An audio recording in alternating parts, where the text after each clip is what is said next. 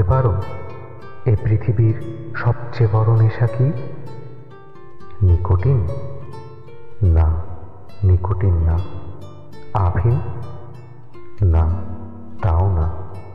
Cocaine? না, তাও না। এ পৃথিবীর সবচেয়ে বড় নেশা হচ্ছে কারো প্রেমে মত্ত হওয়া, গভীরভাবে মত্ত হওয়া, ভীষণ ভীষণভাবে মত্ত হওয়া।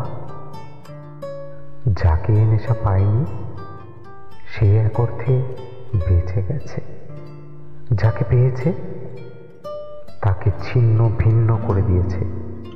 কখনো কখনো তো মৃত্যুকেও বহন করা যায়, কিন্তু কিন্তু কাউকে গভীরভাবে চেয়ে না পাওয়ার যে বেদনা দাও দাও করে বুকের গহীনে নিরবচ্ছিন্নভাবে জ্বলতে থাকে, তা কি বহন করা যায়?